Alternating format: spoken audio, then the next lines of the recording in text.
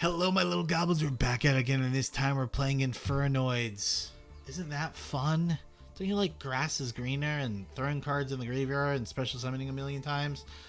So I've been having a lot of fun with going second, mainly because I usually lose most of my coin tosses. So if you lose most of your coin tosses, going second decks can kind of alleviate the pain. Now, the one thing I will say about the deck, two things about the deck. There's a lot of people that are running a sales band. We don't have the ultra rare, so my budget option for that is to play Prohibition, and I'm only playing one Prohibition because I'm playing the Gamma package. And the last thing, if you have two Fairy Tale Snow, I recommend playing it, and I would play that over Decatron. So if you have two Fairy Tale Snow, remove Decatron, play Fairy Tale Snow, like two of them, because Fairy Tale Snow is probably one of your best cards to hit into Reasoning and Monster Gate, because the card's just crazy, because you have a lot of spells and traps, and your Infernoid cards can only banish other Infernoid monsters, so it doesn't really help you too much. So we run 3 Lava Golems. Lava Golems really solid into like tier limits and stuff like that, so it's pretty darn good card, and we never really use our normal summon anyway. So, yeah, I think it's a pretty good fit. As for going second cards, we're playing 1 Heartbeast, 3 Lightning Storms, we're playing 3 Droplets, 3 Evenly, Red Reboots, and Super Poly. So we got a lot of stuff going second. And Infernoids by itself are a going second archetype, in my opinion, because you can special summon each other like 600 times, and their big boss monsters like this card and this card, this one wipes the back row. Think of this card being a heavy storm, and this card's like a dark hole, except it doesn't pop itself, it pops everything else around you. So it's pretty good. You guys are gonna see how this deck plays against literally the best decks in the format, so hope you guys enjoy that, and let's go. Hello, we're here with game number 1 against Artemis, and our hand is looking pretty darn stellar, I would say. Anytime you have, like, in your opener, one of your normal summon monsters, because we have three cards that can get summoned off Monster Gate or the thing, so now we only have 2 cards in the entire deck that can get hit off those. And our opponent's board looks laughable, but I'm going to tell you right now, it's not as laughable as you think. Because I'm going to go Decatron into Reasoning. Top decking Reasoning is insane too. So we're going to fast forward through this because honestly, usually it takes a while, but we got kind of unlucky and we hit Snow. But the thing is, we do have Reasoning, which is actually insane. But you see, I try and target with Snow on the Blue Eyes, and our opponent has Hoppier Squadron. So what does that mean? It means they're going to go into Baron, and that's no bueno for us. So we're going to have to try and bait like the Baron effect with something. Because let's be honest, we got like no mills off of that. So I'm going to use Popper. We end up drawing. Here we can go into Underclock Taker. We're going to activate Snow using our entire graveyard, because it's legitimately, if this is called by the grave, we'd probably just lose, which is hilarious. Losing to this. But we got really unlucky with our mills, but now Reasoning should theoretically go insanely hard. We have 48 cards in the deck and only 1 target. Here comes Blue Eyes. Who cares about this card? So here comes Reasoning. And I'm just going to fast forward through this. We're going to be milling a lot. That's the thing about this deck. This deck, you gotta kind of sit back and relax as all these mills are happening. Can't relax too much though, because I will say this deck, you will have a problem playing against the clock sometimes, because of how long sometimes your turn can go, because there's so many options for you to do. Also, for people who are new to this archetype, these lower level Infernoids you cannot special summon from graveyard. So the ones you want to focus on special summoning usually are the ones that are like low, unless you want to activate the big cards effect.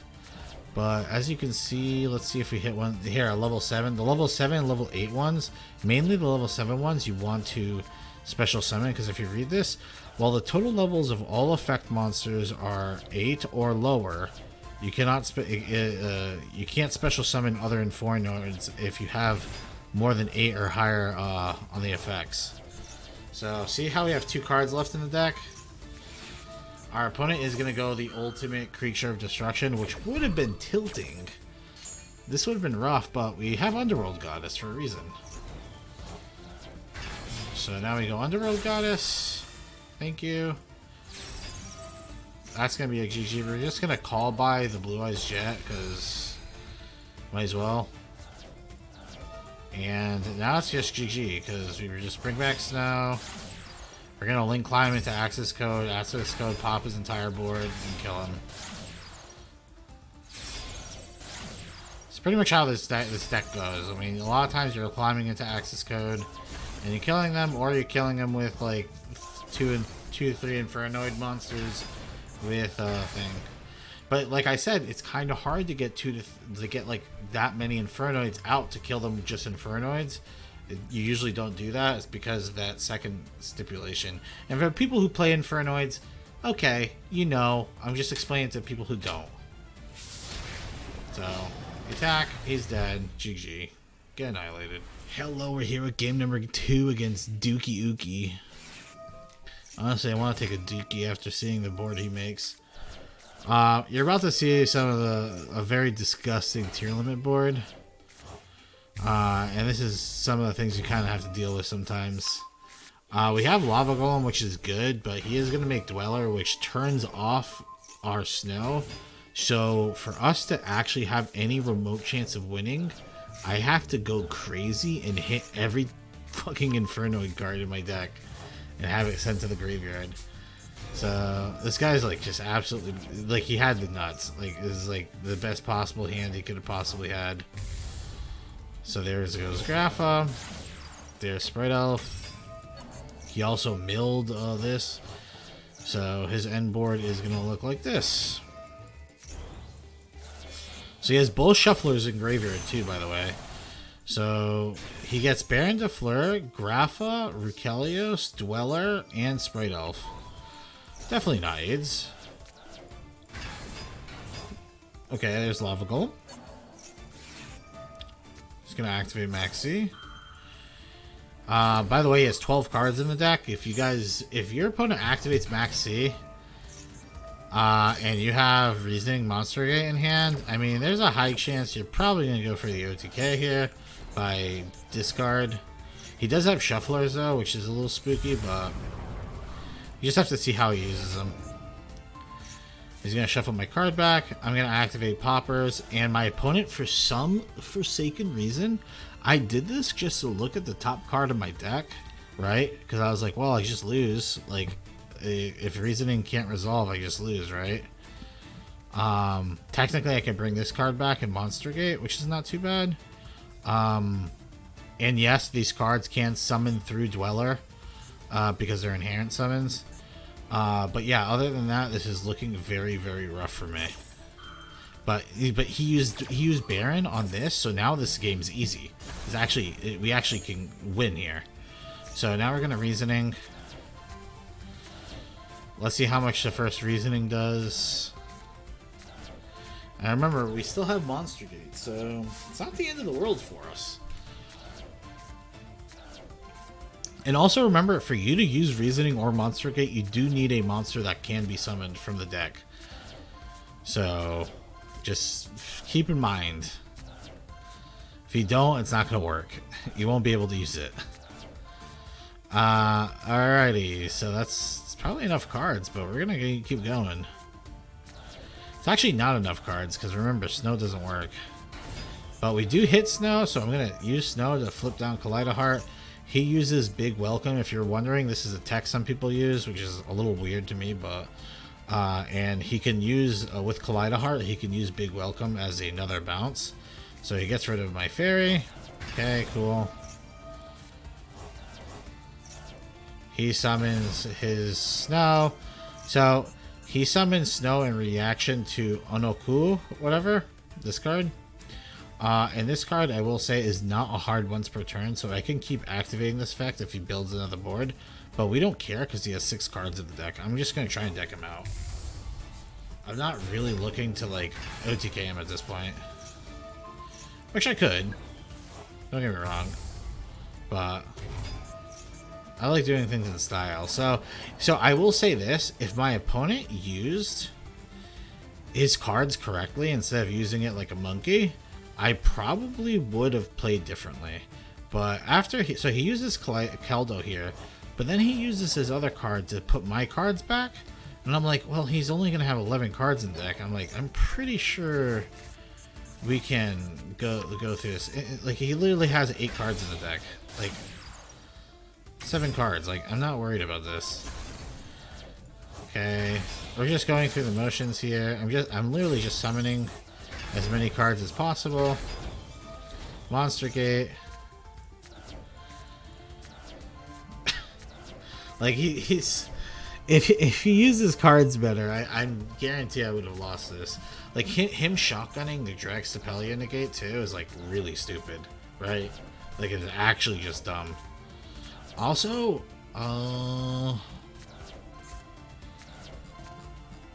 yeah, he could have set up Rikelios too. Rikelios would have been kind of annoying too, because it would have stopped that Monster Gate, and I definitely need Monster Gate to go off. And then he has no more cards, so GG. Get annihilated. Hello, this is game number 3, and our hand is beyond imagination. Void imagination. I mean, this card is going to go hard, to be honest. Really, really solid card. Also, I don't even think it's once per turn.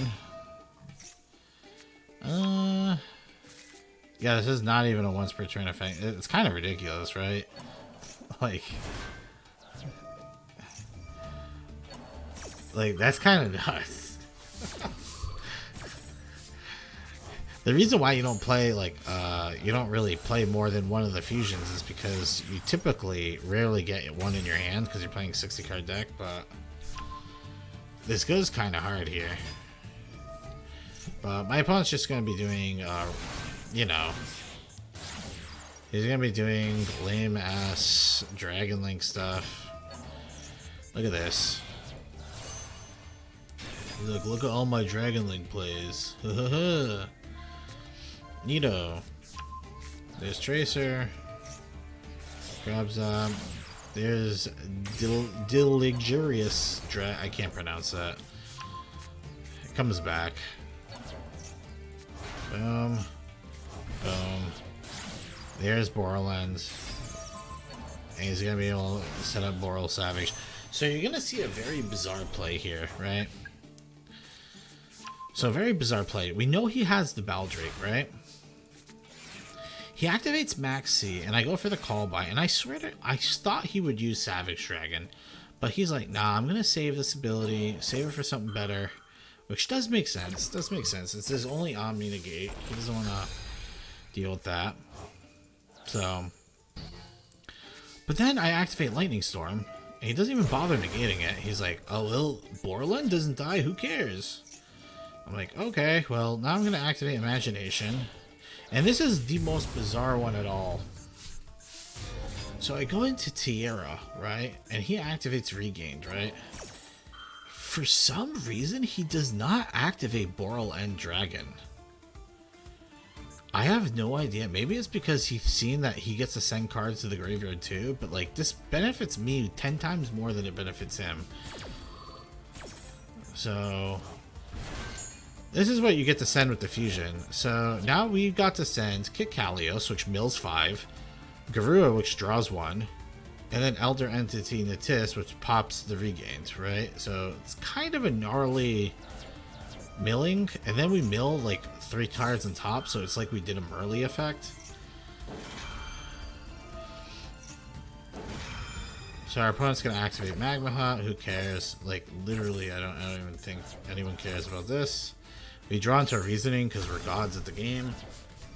We activate Reasoning.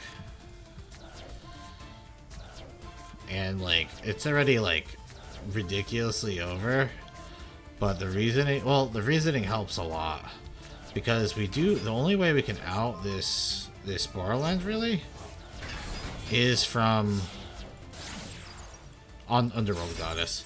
So this is important to know because we know he has Baldrake, so we won't be able to kill him with just access code in this. But Void Imagination does make your cards do half damage, your Infernoid cards, but it lets you summon more than one Infernoid. I can get like a bunch of Infernoids on the field, which is why I activate it. So here's Underworld Underclock Taker. Bam, there's Nightmare Unicorn. Access code. Now, if you guys don't know what Devante does, this card lets you negate a monster effect and banish the card afterwards. So now we attack with that. So the reason I attack with this is because let's say I hit him here and he activates Baldrake after, like on Underworld Goddess's attack, right? I can negate Baldrake and then honestly, he should summon on the access code attack. I don't know why he does. He doesn't. Because if he does have... So if he uses Baldrake's effect here and he tries to target one of my cards, I can dodge it with the Snow. And if he targets one of his cards, I negate it. And if he has another one, I can attack over it with Goddess and then attack over with Snow for game. But it only has one Bestial, so this works out great. Negate, banish, and he just scoops it up. GG. Hello, we're here with game number 4 against Juva, and my goodness, my gracious. So yeah, I mean, he's playing Branded, adds ad libitum. There's the Alibra. There's a Branded Fusion. I mean, he's gonna go full combo here pretty easily. There's Rebellion. Boom, boom. Mirror Jade.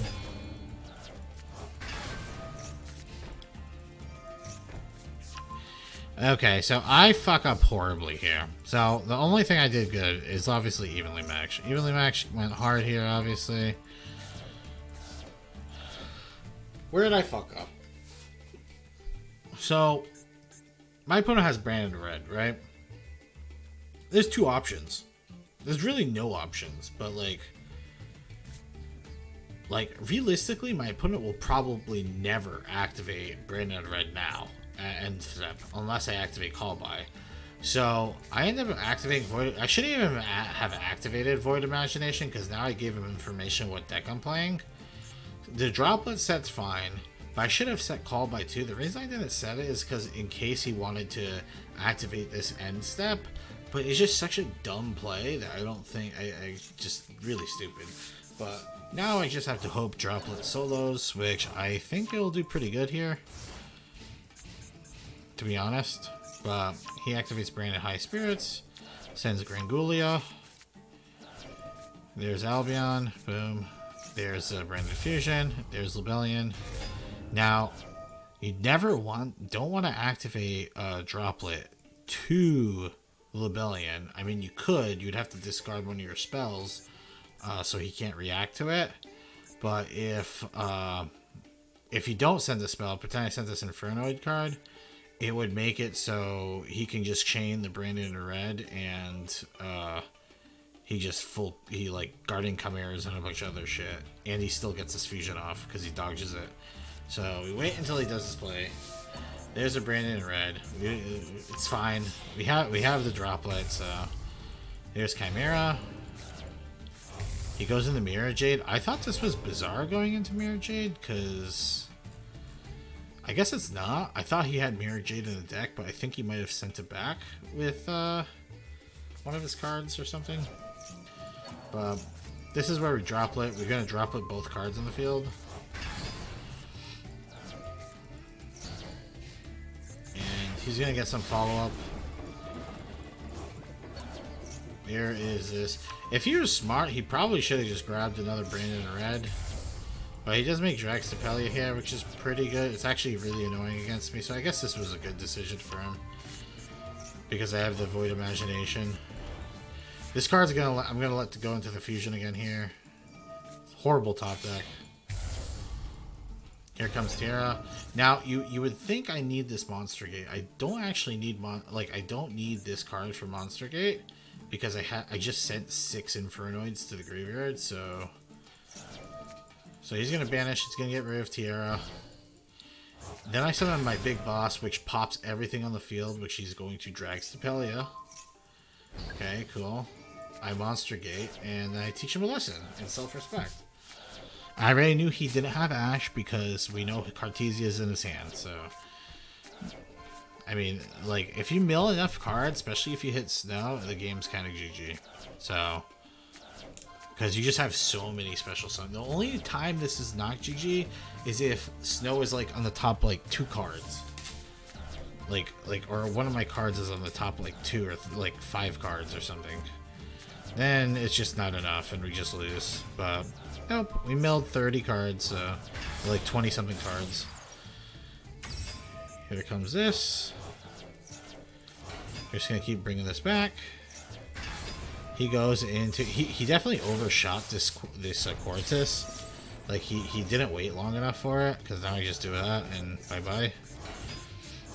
There's Snow. So if you're wondering why I'm doing this, is just so I can have a Fire Link monster in the graveyard, so I can pop multiple cards. So I want to pop both monsters. Here we go. This card's going to pop back row. Remember, this is a Heavy Storm effect. This is also a monster negate. So if you had something weird, I can negate it. Like, I could have negated that if I wanted to, but... He's dead. Juva's dead. And here with the final match. And this is going to be another great one. We're playing against Blackwing. We're going to fast forward through it because he just does full Blackwing combo. He's going to end on 2 set cards, 2 burn cards, and a hot red Archfiend to negate one. So that's actually a really annoying board. I was hoping he was going to go for triple dragon, which would have let this evenly match go like insanely hard, but he doesn't, which is unfortunate. He's gonna combo here. There's another one.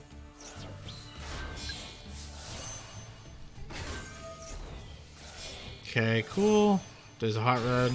Boom, boom, boom. Kind of annoying, not gonna lie. So the whole purpose is I need to get him to use Hot Red Archfiend so I can use Evenly Match. Because if these start activating, I'm gonna die very, very quickly. So I activate Reasoning to try and bait it. He actually lets Reasoning go through, which I thought was psychotic. But he's gonna let it go through. And I'm like, okay, well if I hit, in my mind I'm like, if I hit our favorite girl, Snow, then Snow allows us to force Hot Red's effect, but I do take 1,000,000 damage activating it, or I take a bit. I don't take too much. I take like 28. So I hit Snow, I milled 20 cards, then I activate Grass for the another 8 cards, because if he didn't negate the Reasoning, there's no reason he would negate 8 card Ash. Grass. So I thought that was funny. So he has Call By, which is cringe. So I have to activate this twice, which there goes most of the cards I just sent to the graveyard. I just took 7,000 damage. And here I take more. I have to go to combat. I attack into him, and he has a Chinook, which in my mind, I'm like, this is great. Like, I'm going to drop down Wicked Low, but it gets rid of the negate we already knew he had. So I get down super low. I'm down to 900. Then I activate this Evenly Match. He activates its Black Twin Bird, which I thought was like kind of bizarre. I thought he would just keep one of these alive, to be honest. But instead he goes into Blackwing Armor Master, and he gets rid of everything else, which again, all the power to you. I'm down to 6 cards. Like you guys seen I had like 20 something cards in the graveyard, 30 cards in the graveyard. Now I'm down to 6. So now we go into Underworld Goddess. And yeah. I mean, that should just about do it. And he's just going to concede. So, pretty tough match, I would say. Let's get to the recap and talk about... Hello and welcome to the recap. If you guys enjoy this type of content, please subscribe, and it really helps supporting the channel. And join our Discord. The link is down below. We host tournaments every Friday, so if you guys are interested in a fun tournament that doesn't cost you any money, please join it. We have like rule sets that we have every week, so meta decks aren't like the forefront for every tournament. Let's talk about the deck. This deck is awesome. This deck is sweet. The only thing I wish is I had another snow, because 2 snows would go crazy, but we won most of our matches. I would probably like 75% to 80% of matches. It was the first day of the season, and we climbed to Diamond 3 super, like we gained 2 ranks like super quick, like a few hours time. So I thought it was pretty solid. And the only other thing I would say, I think a second snow is needed.